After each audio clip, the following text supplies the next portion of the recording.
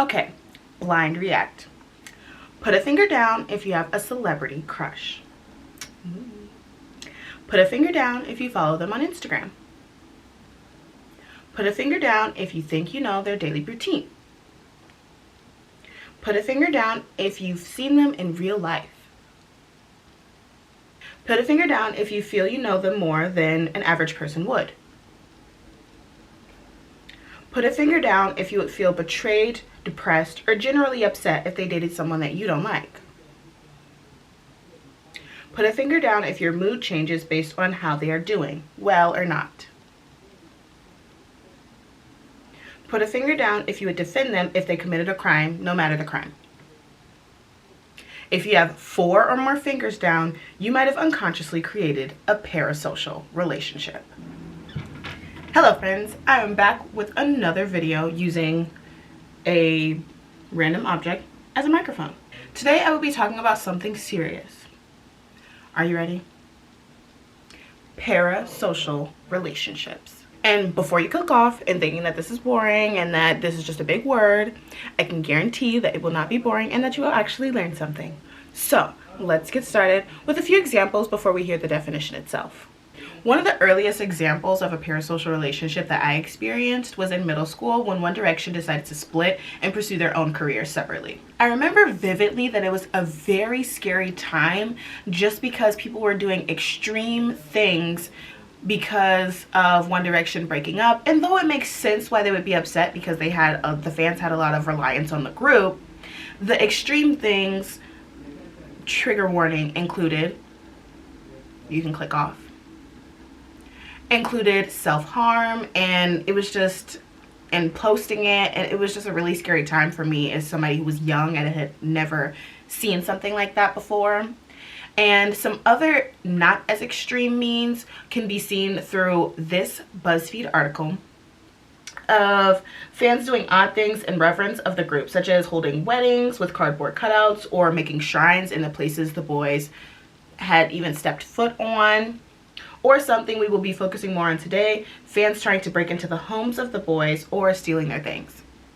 So, parasocial relationships are described by Oxford References as a term coined by Horton and Wool in 1956 to refer to a kind of psychological relationship experienced by members of an audience and their mediated encounters with certain performers in the mass media, particularly on television.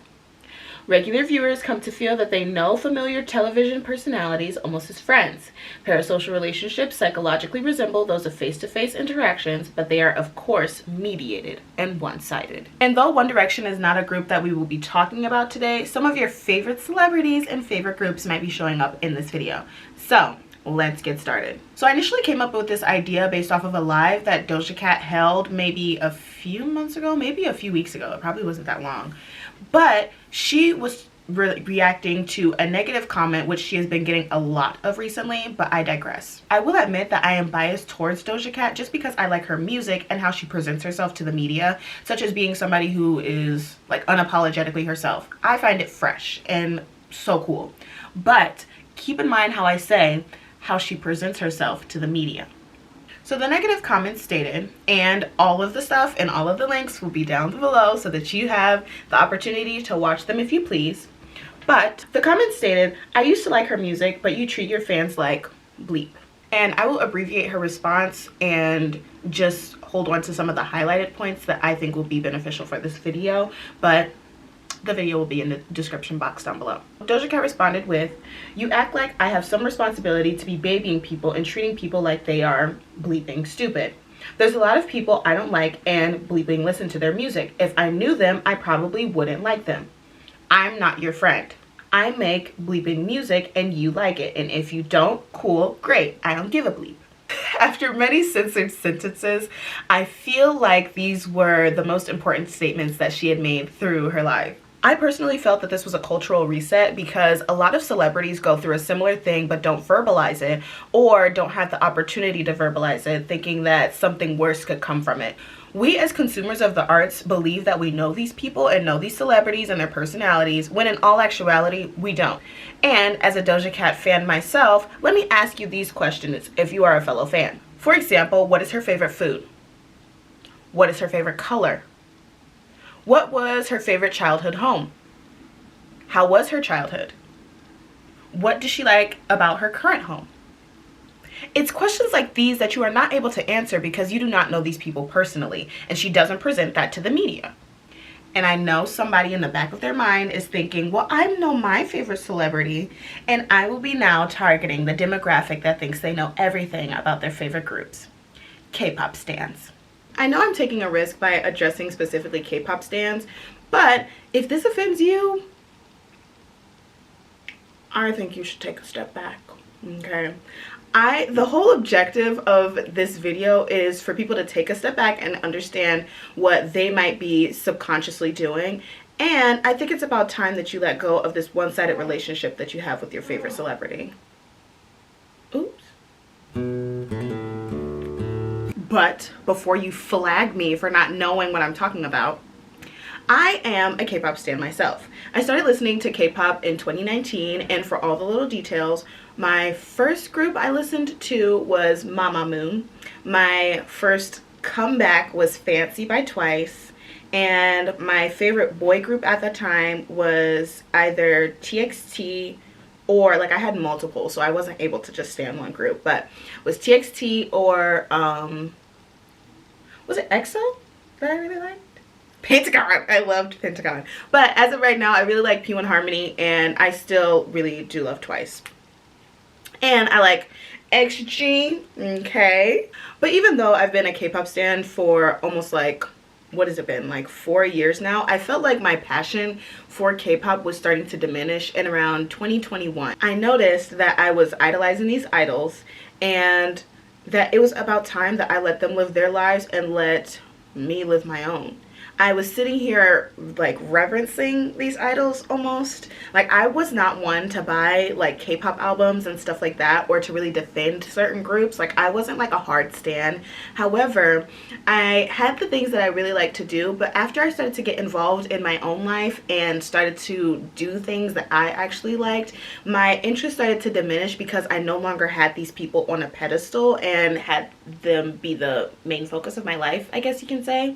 So I will admit that I was a victim of, or I was not a victim, but I was a perpetrator of parasocial relationships.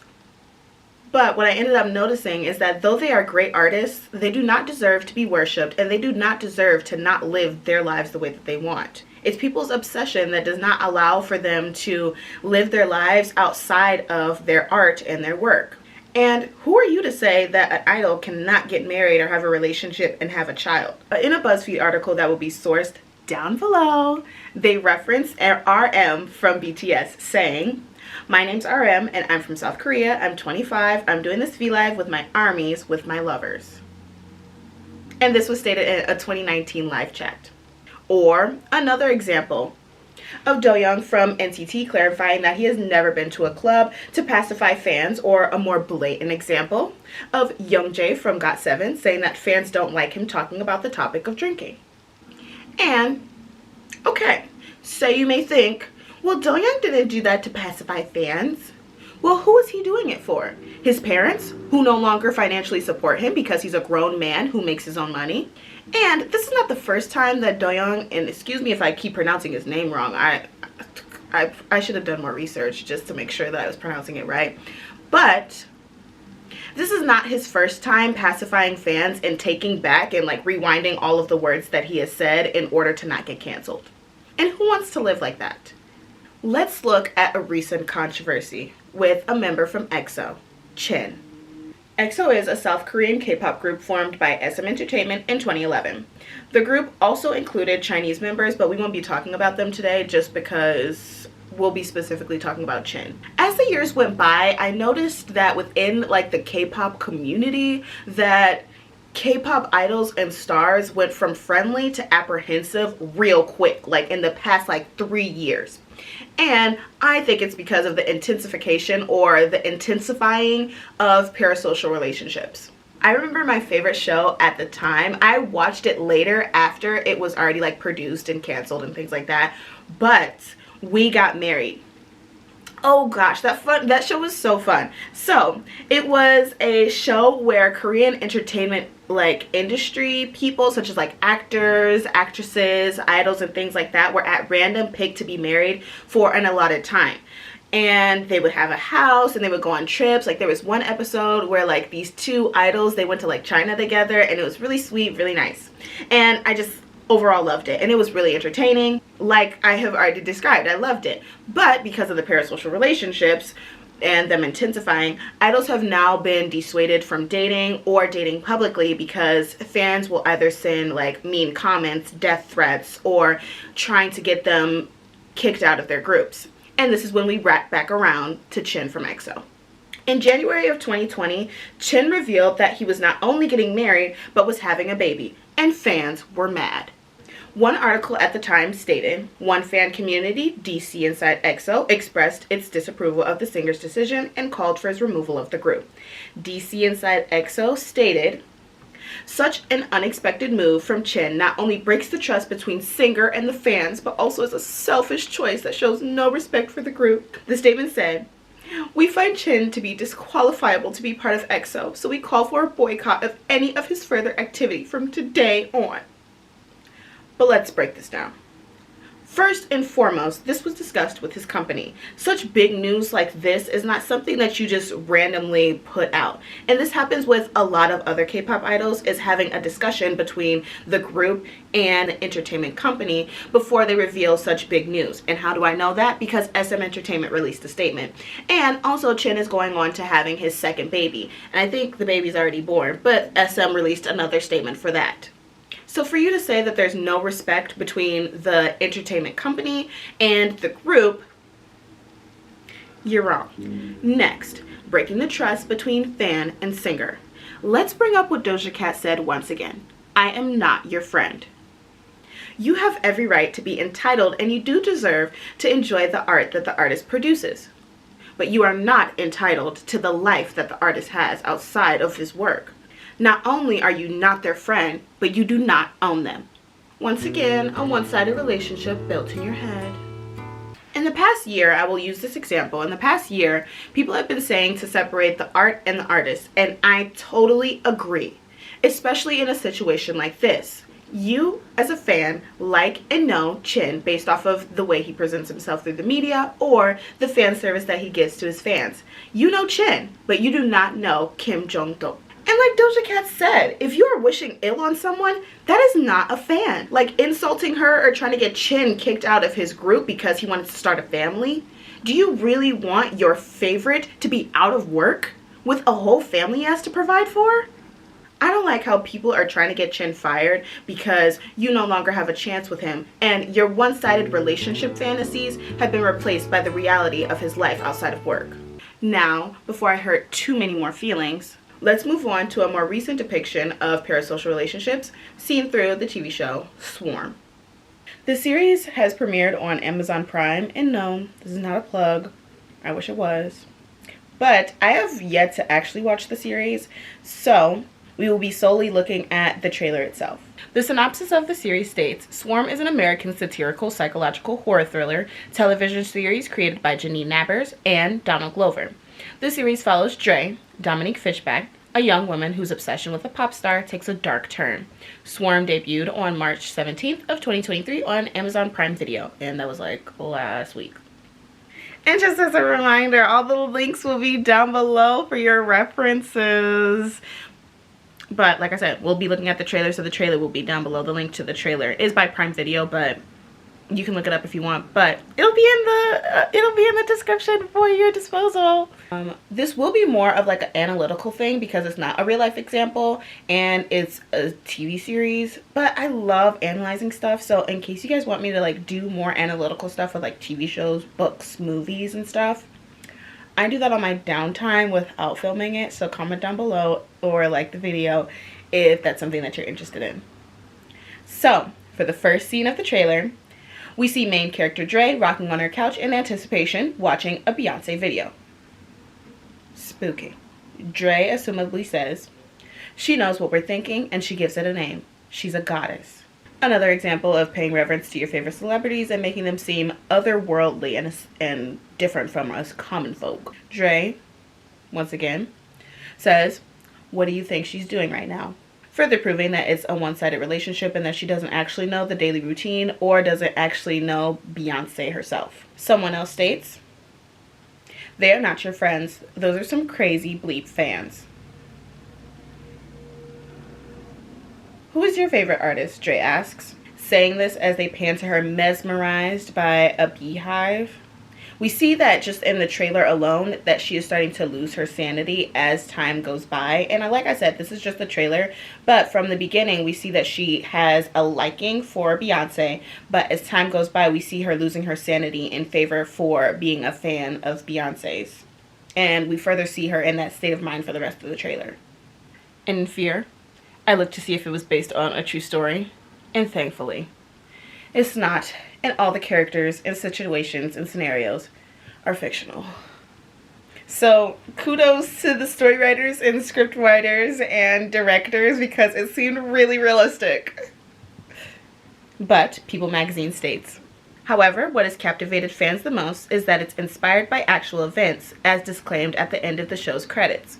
Though the series maintains that it is still a work of fiction, the storyline features many parallels to fandom culture, particularly Beyonce and her fan base, known as the Beehive. But this is where I would like to step in. These are not fans. Dre in the trailer alone is seen as delusionally doing things for the goodness of Beyonce, but there are allusions to her like murdering people and like just because, like, I don't know the reason, but based off of like the quotes of her just asking people like, do you like her? Or even at the end, somebody had said that they had liked, somebody at the end of the trailer said that they had liked Michelle better from Destiny's Child in comparison to Beyonce.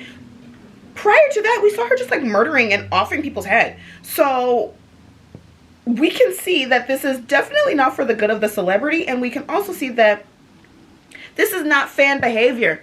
Okay, this is not fandom culture. This is scary, and this is a parasocial relationship that has gone mad. And I know that this is an extreme example and it's fictional, so I brought this in as an example just because it had just recently been released, but also this is a more extreme example that you have to keep in mind. And I'm not saying that people would kill for their favorite celebrities, though I wouldn't put it past many. I did already forewarn you that this was an extreme example.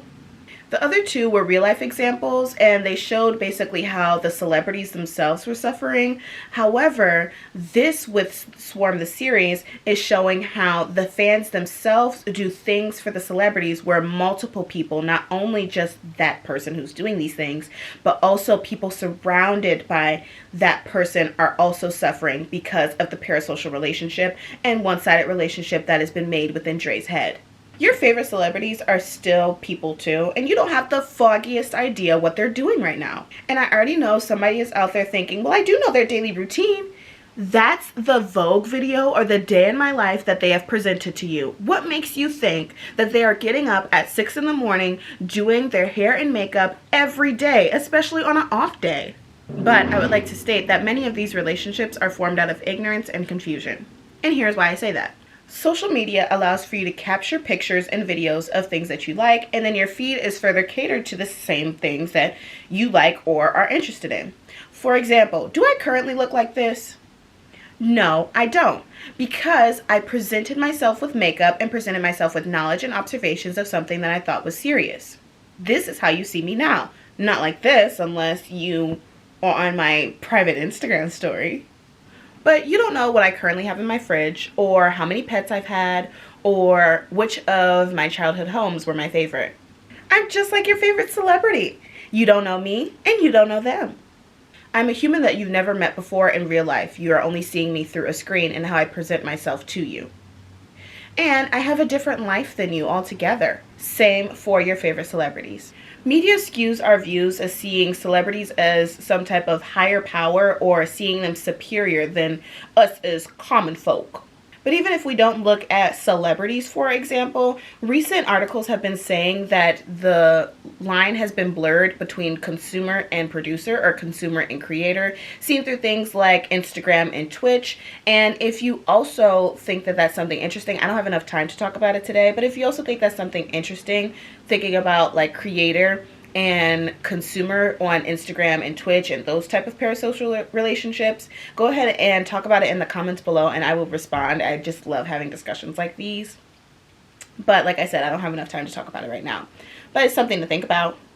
Parasocial relationships are all in your head, and I don't want people to sit here harming people around them or harming their favorite celebrities just for something that is all in your head and psychological.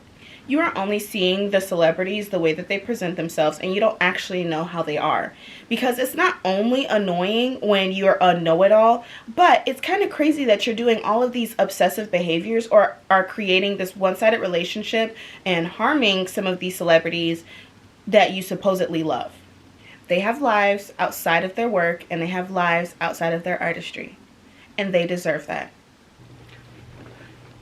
I hope you enjoyed today's video. I know that it was a little bit more serious, and I most definitely was scared based off of the new TV show that I was talking about, but I did feel like it was something that needed to be talked about and discussed, and I haven't seen that many people talk about it or that specific topic. So if you like this video, go ahead and like and subscribe and comment down below on some of the things that I had talked about in the video. I would love to hear you guys' opinions, and I would love to talk to you guys in the comments. Yeah, enjoy your day, enjoy your evening, enjoy, evidently it's day here, but enjoy whatever time of day you're in, and I hope you have a great week. Thank you for watching.